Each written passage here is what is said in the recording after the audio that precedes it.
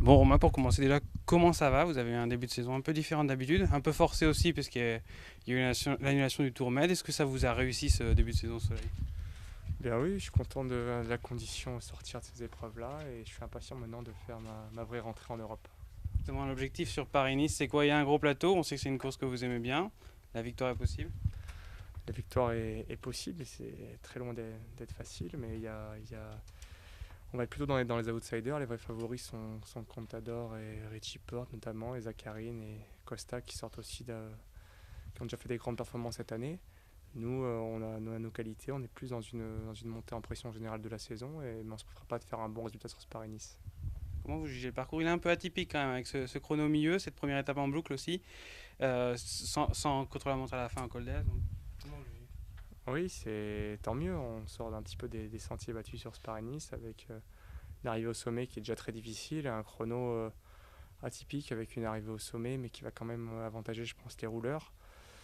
Voilà, et puis des étapes traditionnelles dans la pays niçois qui peuvent aussi redistribuer les cartes, sans parler du vent de début de semaine. Donc il y aura, je pense, du sport tous les jours. Le chrono, justement, ça va être quoi? Ça va être vraiment capital en ce milieu de semaine?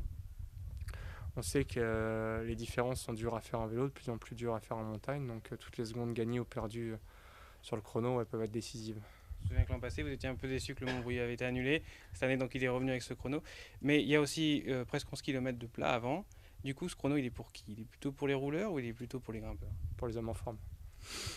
Pour les hommes en forme, mais plus, voilà, pour les rouleurs ne seront pas désavantagés, même si les grimpeurs pourront compenser un peu leur perte initiale dans les 3 derniers kilomètres. Le col de la Coyote, je crois que vous l'avez fait en reconnaissance, donc vous êtes l'un des rares à l'avoir fait sans doute. Vous pouvez nous en parler un peu? Oui, c'est un col que je connaissais pas vraiment dans la péninsule. Il faut aller le chercher au fin fond de la Vésubie.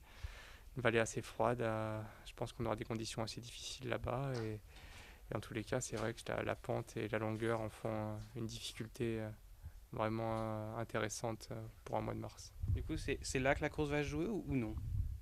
Forcément, sur une arrivée au sommet, il y aura des écarts et l'addition de ça plus le chrono ne serait pas loin de dessiner le classement général. Juste une dernière question. Il y a 3 ans, on avait fait une étape en bloc aussi autour de Mantes-la-Jolie, je crois. C'était pas très bien passé pour vous. Du coup, il y avait eu une chute dans le final, je crois, vous avez été piégé. Du coup, on pense à ça aussi, surtout que j'ai cru comprendre que la météo allait pas être très bonne dans ce début de semaine. Du coup, ça peut aussi jouer, tout ça. Non, vous me le rappelez, faudra être attentif, bien sûr, mais voilà, comme dans n'importe quel, il va y avoir de la tension. On sait que Paris-Nice, les premières étapes ressemblent souvent à les premières étapes du Tour de France, parce qu'en plus, il y a un plateau de sprinters voilà, qui est assez impressionnant sur cette course. Donc, il va y avoir beaucoup de tension dans les kilomètres, notamment s'il y a du vent. Donc, il faudra être aux avant-postes. Après, c'est les aléas de la course. J'espère juste pas avoir à subir de malchance.